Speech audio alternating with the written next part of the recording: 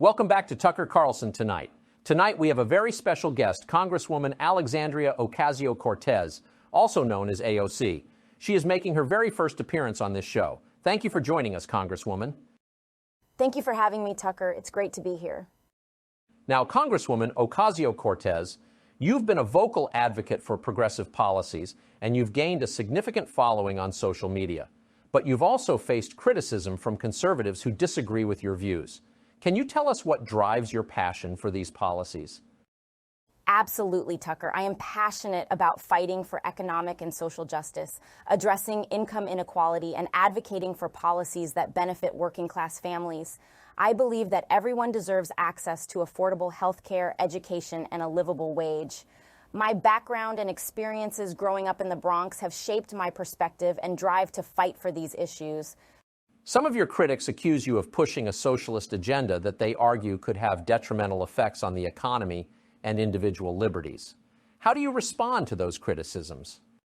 Well, Tucker, I want to clarify that I am not a socialist. I identify as a democratic socialist, and my policy positions are aimed at creating a more equitable and just society. I believe that a system that prioritizes the well-being of working-class families, protects workers' rights, and addresses income inequality is essential for a strong and healthy economy. My goal is to create policies that benefit all Americans, not just a select few. You've also been a vocal advocate for combating climate change and pushing for aggressive climate policies. Some critics argue that your proposals are too extreme and would have negative economic consequences. What do you say to those concerns? Climate change is a global crisis that requires urgent action. The scientific consensus is clear that we must take bold steps to reduce carbon emissions, transition to renewable energy, and protect our environment for future generations. While there may be upfront costs associated with these efforts, the long-term benefits of addressing climate change far outweigh the short-term costs.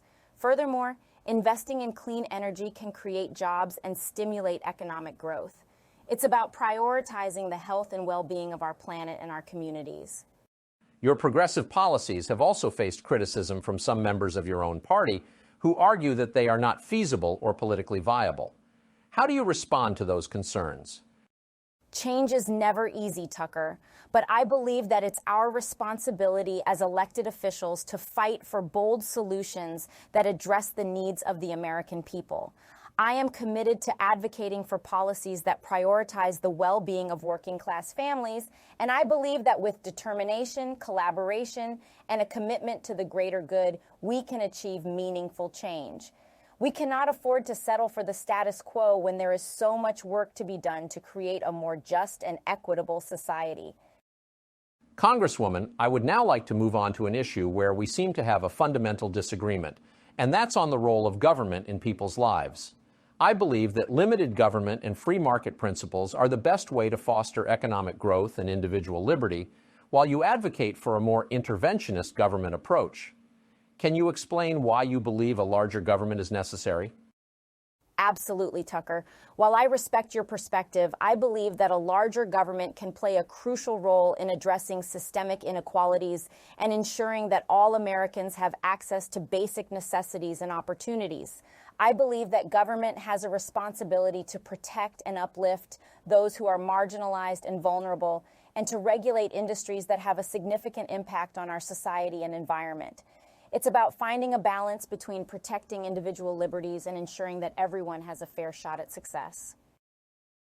I understand your perspective, Congresswoman, but I'm concerned that an overly intrusive government can stifle innovation and hinder economic growth.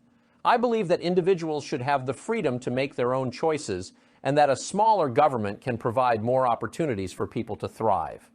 I hear your concerns, Tucker, and I believe it's important to have a robust debate on the role of government in our society.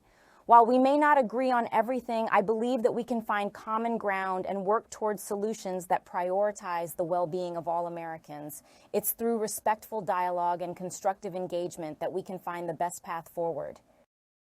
Congresswoman, as we wrap up, I want to ask you a question that's been on the minds of many conservatives.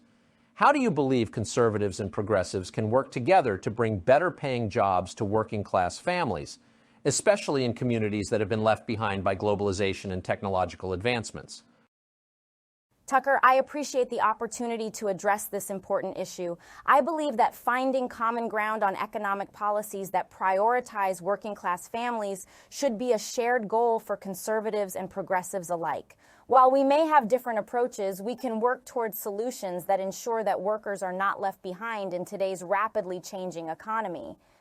Many conservatives believe that government policies, such as excessive regulations and trade deals that prioritize multinational corporations, have negatively impacted working-class families. How do you propose addressing these concerns while also advocating for progressive policies? It's important to recognize that both government policies and corporate practices have contributed to the challenges faced by working-class families. As a progressive, I believe in holding both government and corporations accountable to ensure that they prioritize the needs of workers and communities over profits. This includes reviewing and reforming regulations to ensure they are fair and balanced, and advocating for trade policies that protect workers' rights and promote domestic job creation.